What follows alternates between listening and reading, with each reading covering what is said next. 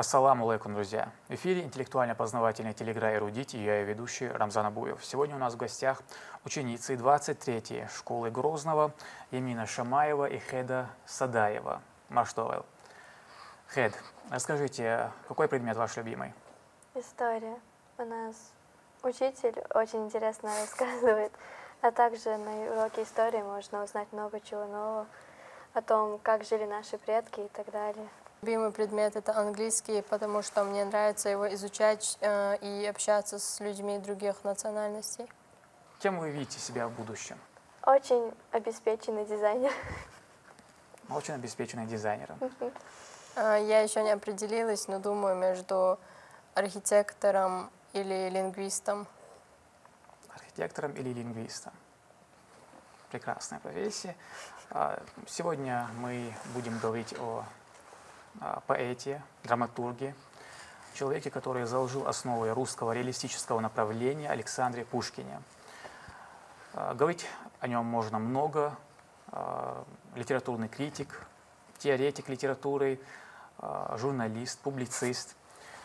Какое у вас вообще отношение к Пушкину, к его творчеству?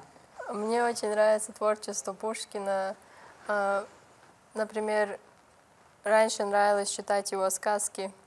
У нас 10 вопросов и 3 подсказки, из которых вам необходимо выбрать оптимальные для вас 2. Это 50 на 50, право на ошибку и звонок другу. Что выберете? 50 на 50 и право на ошибку. И первый вопрос звучит так. Как называется первое крупное произведение Пушкина о Кавказе? «Кавказский пленник», «Евгений Онегин», «Капитанская дочка», «Бахчисарайский фонтан». Первое произведение Пушкина, которое он написал на Кавказе, это «Кавказский пленник». Он написал его в 1820 году. Так что, думаю, это. Да, ответ А. Ответ А. Но здесь было написано первое крупное произведение. Это относится к крупному? Про да. первому «да» вы сказали. Думаю, да.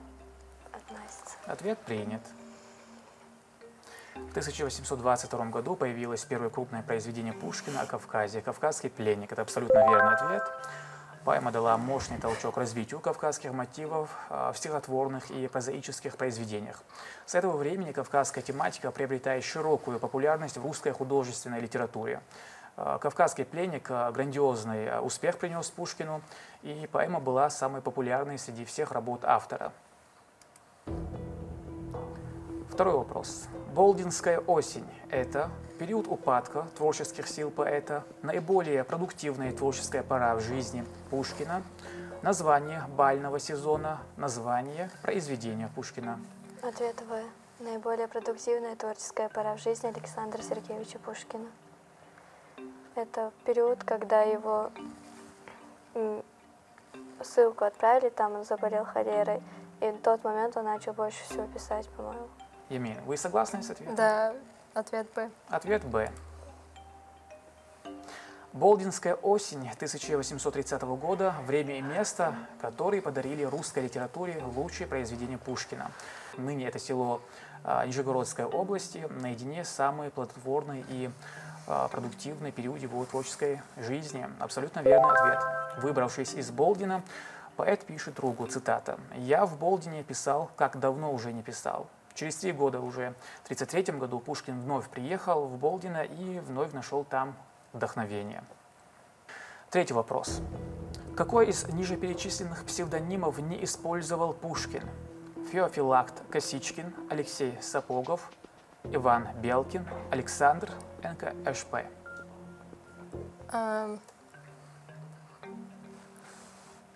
Я думаю, Алексей Сапогов.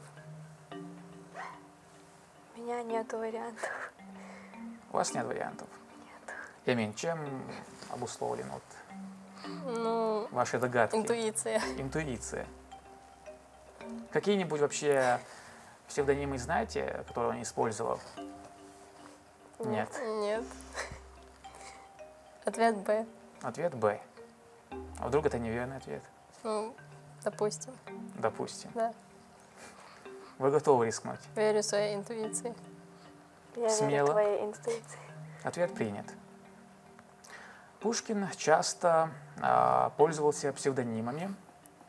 Он использовал псевдоним Феофилакт Косичкин для полемики с Фадеем Булгариным. Сочиняя повести Белкина, он перевоплотился в Ивана Белкина. В 1814 году Вестник Европы помещает 4 произведения поэта. Все они подписаны либо одной буквой «П», либо цифронимом. Александр НКШП – один из псевдонимов. Это согласно буквы его фамилии с конца, а вот псевдоним Алексей Сапогов он не использовал. Абсолютно верный ответ. Я в тебя верила. И 4-й вопрос. Почему в день, когда родился Пушкин, звонили колокола во всех церквях страны? В честь его рождения был день Святой Троицы, у императора Павла родилась внучка, на престол взошел император Александр I. По-моему, С. Думаешь? Не знаю. Там был... он родился в праздник какой-то, по-моему, да? Скорее всего, Б. 10 февраля, ты чё? Тогда, наверное, С. С или Б? С. Или подсказка? Давай подсказки в конце используем. Чтобы использовать в конце, нужно дойти до конца. Вот именно. Давайте 50 на 50. 50 на 50. Да. Хед, вы согласны? Угу. Все. Да. Уберите 2 неверных варианта ответов. И у вас остается А и С. Ну, тогда С. Ответ С. Ответ С. Ответ принят. В тот же день, что родился Пушкин, у императора Павла родилась внучка, в честь которой во всех церквях шли молебны и гудели колокола. Абсолютно верный ответ. 5-й вопрос. Произведения с таким названием есть у Лермонтова, Пушкина и Толстого. Кавказ, Кавказский пленник, Детство, Весна. Детство. Ответ Б, Разве? потому что... я не знаю насчет Лермонтова, но у Толстого точно есть «Кавказский пленник». У Толстого и детство есть. А у Лермонтова? Лермонтова Ну, я скорее, не знаю. тогда детство, наверное, потому что слишком много будет. Кавказских пленников. Да. Ну, С, наверное, да. Я не знаю. Ответ С, Ответ С. да. Почему бы не воспользоваться правом на ошибку? Давайте выберем Б. Ответ Б. Да. Хед, что вы скажете? Или Я- ошибка? Давай тогда подсказку. Просто Это 4-й вопрос. 5. 5-й. В принципе, до Хотя экватора бы- дошли. В принципе, уже не стыдно, да? Ну, давайте Проиграть. выберем все-таки Б. Ответ Б. Да. Ответ принят. Пушкин в 1821 году написал поэму «Кавказский пленник». Потом Лермонтов в 1828 году написал поэму «Кавказский пленник» под впечатлением от поэмы Пушкина. В 1872 году Толстой написал рассказ с таким же названием, основанный на реальных событиях, как офицер попал в плен, а потом сбежал к своим. Это абсолютно верный ответ. 6-й вопрос. В каком году Пушкин во второй раз побывал на Кавказе? В 1821 году, в 1822 году, в 1825, в 1829 году. Ответ Д, потому что первый раз он был на Кавказе в 1820-м, а второй раз поехал... По собственному желанию по в собственному, 29 да. году. Ответ Д. А первый раз за что он был? Ссылку отправлен. Вместе с этим... Сначала был ссылку отправлен, но там он не преискупался, заболел, и его герой войны 1812 года, Раевский, взял с собой на минеральные воды, горячие воды, Кавказ. Первый раз его он сына. провел там 2 месяца. И ответ принят. Второй раз Пушкин побывал на Кавказе в 1829 году. Абсолютно верный ответ. Первый раз поэт попал на Кавказ, можно сказать, случайно. Уезжал из Петербурга Пушкин совсем с другими целями. А вот во второй раз поэт ехал в горы уже совершенно осознанно. И если в первую поездку Пушкин ограничился посещением кавказских минеральных вод, то во вторую поэт практически достиг границы с Турцией.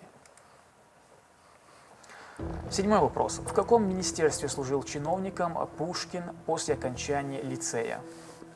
В коллегии иностранных дел, Святейшем Синоде, Верховном Тайном Совете, в Секретном комитете? Ответ А, потому что в 1817 году, после того, как он окончил Царско-сельский лицей, его он отправили поступил в коллегию иностранных дел. Да. Ответ А. Ответ А. Ответ принят. В коллегии иностранных дел Пушкин работал на должности переводчика в звании коллежского секретаря. Абсолютно верный ответ. В биографии писателя основной упор делается на его творчество, однако он владел несколькими языками, общался с представителями разных религиозных конфессий, был членом Академии наук. И работа в коллегии была также немаловажной. Можно предположить, что писатель выполнял важные поручения для Москвы. Восьмой вопрос. К какому жанру современные литературоведы относят произведение «Капитанская дочка»? Роман-эпопея, роман-воспитание, эпистолярный роман, исторический роман? Я думаю, роман «Воспитание» не подходит. Остальные тоже не очень подходят, поэтому исторический роман может, как думаешь? Наверное, да, потому что там рассказывается об исторических моментах, Событиях. про восстание Пугачева. Да. Ответ Д. Согласна? Давайте ответ Д. Ответ Д.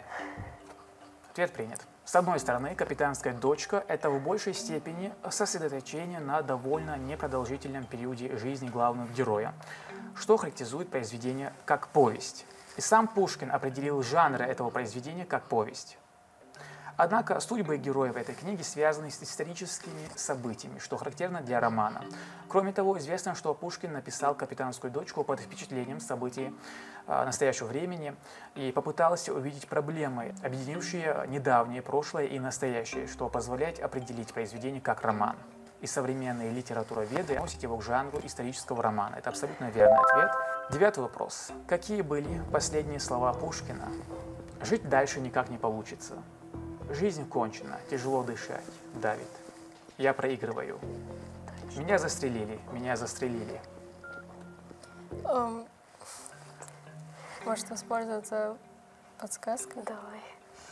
Честно, я не знаю, что это больше А что подходит. может быть, если его На самом деле я скажу, что все эти выражения, они подходят, более того, они когда-то были произнесены известными людьми разных эпох. если он был ранен в дуэли, то... Но он не сразу Но он скончался. умер не сразу, он умер через 2 дня. Получается, Тогда про тяжело дышать. может, либо первое, либо Проигрываю. второе. Потому что А или Б? Б и Д подошли бы, если бы он сразу умер. А так подходит А, С. А если у него какая-то болезнь появилась? Нет? Ну, после того, Он как просто его был застрелили, ранен. ему еще плохо было. Он был ранен и, наверное, знал, что он умирает, поэтому А подходит, но мы воспользуемся подсказкой. А подходит, но мы воспользуемся подсказкой. Да.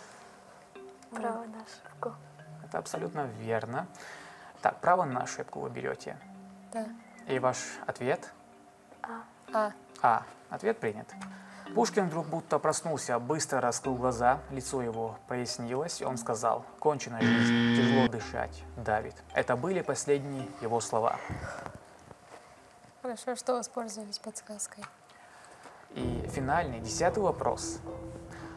Какой вид спорта привлекал Пушкина и пробуждал в нем азарт так, что поэт, играя, очень горячился и огорчался при неудаче? Гандбол, шахматы, фехтование, теннис.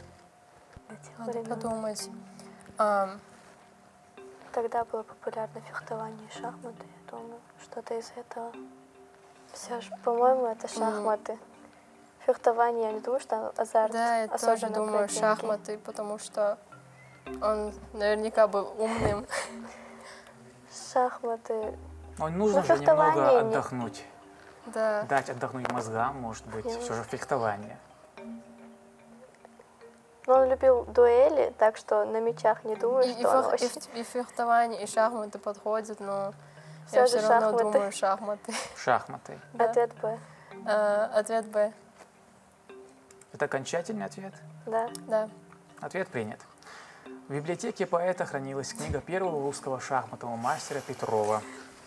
Шахматная игра, приведенная в систематический порядок. О своей любви к шахматам и значении данной игры в своей жизни он писал и в письме. Цитата. «Благодарю, душа моя, за то, что в шахматы учишься. Это непременно нужно во всяком благоустроенном семействе. Докажу после». Абсолютно верный ответ. Вы абсолютные победители. У нас подарки победителям.